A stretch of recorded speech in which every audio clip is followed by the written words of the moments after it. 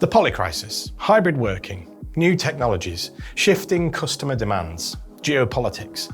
When will we finally admit that we can't face these challenges on our own? It might be time for collaboration.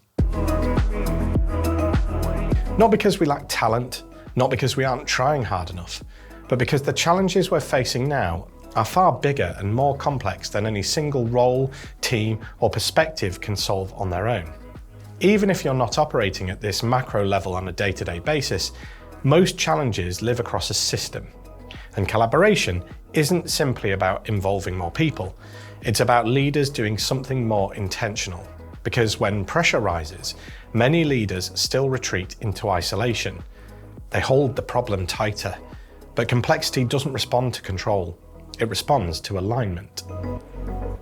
Progress comes when leaders bring the right people together at the right time for a shared purpose, and make it clear why the work matters for everyone involved.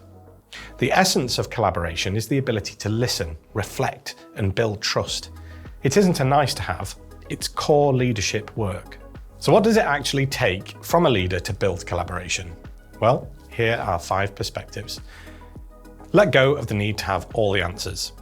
Real collaboration starts when a leader is honest enough to say, I can't solve this alone. That moment creates permission for contribution and shared ownership. Think about the system as a whole and not in silos. Collaboration demands a shift from control to alignment. That means asking better questions. Who operates where in this system? What influence do they have? What perspectives am I missing? And most importantly, what is my role in this system? Because leaders don't stand outside of the system observing it, they shape it through what they prioritize, what they ignore, and how they show up. Which leads us to bring people together. The most collaborative leaders are rarely the loudest or most certain. They're the ones with rich, trusted connections across the system. They know who to involve and when, and they can translate across boundaries. And they can understand that collaboration only works when it's mutually beneficial, which is why communication is central. Collaborative leaders create clarity without shutting things down. They balance direction with openness. They give meaning to why people are coming together, not just what they're doing. If people don't see why they're there or what's in it for them, it isn't collaboration, it's compliance. And finally, work dynamically. As the situation evolves, so does the leader, so does the team. People move in and out. New information is welcomed. Fixed plans are loosened. The system stays alive. When leaders work this way, teams move faster, they learn more, they adapt better, and organizations become more resilient. Not just because they spot disruption earlier, but because they're better equipped to respond together. Remember, collaboration isn't about being nice or involving more people for the sake of it. The work of leadership is alignment, aligning purpose, aligning priorities, aligning understanding. At this point, it would probably make sense if we brought this to life in an exercise you can try yourself. A great way of visualizing where collaboration is needed or how well it's working is through network mapping. You might have tried this before. Before we get started, you'll probably want to schedule yourself at least 20 minutes to do this. And all you need is something to write on and something to write with. First, we're going to identify a challenge we're facing.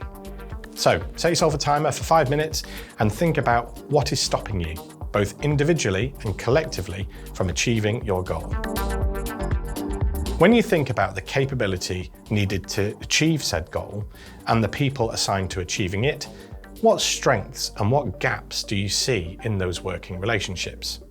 Next, we're going to actually map out our network. By the end, it should look something like this. Let's take a moment to go through it.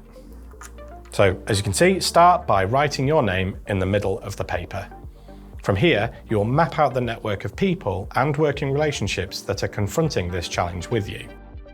When you start to write the other names down, place them closer or further away from you on the paper according to how frequently you communicate with them. Give each of their names a circle too. The more influence a person or team has on the challenge, the bigger their circle should be. Finally, draw connecting lines between the circles.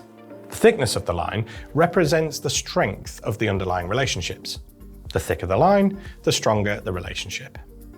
Okay, let's give it a go. Grab your paper, grab your pencils, and spend about, well, at least 10 minutes doing this.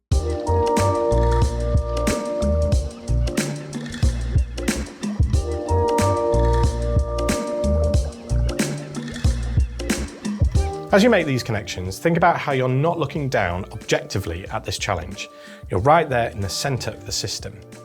Accounting for your role in the system is the crucial step for diagnosing the state of your collaboration and learning where you need to focus to improve it. This requires emotional investment and a high level of self-awareness, but a failure to do it can limit your effectiveness and understanding and result in unintended consequences. So with this new perspective, what else has shifted? Which relationships suddenly matter more? Where do you see gaps that you hadn't seen before? And how can you take responsibility for your role in closing those gaps? Remember, for about the third time in this video, collaboration isn't about involving more people. It's about leaders creating alignment, being deliberate about who comes together, why they're there, and how the work creates value for everyone involved. With an awareness of self, others, the system, a network of relationships to draw upon, and an ability to bring teams together on the fly, leaders who can lead collaboratively are able to work through challenges faster, learn more, and achieve better results. This is just one of many human-centered leadership tools that feature in our playbook. It's full of insights and practical tips to help you build alignment, increase awareness, and bring people together for shared learning. That's linked in the description, so be sure to go and explore it. And if you don't want to do leadership in isolation either, follow us for more content like this.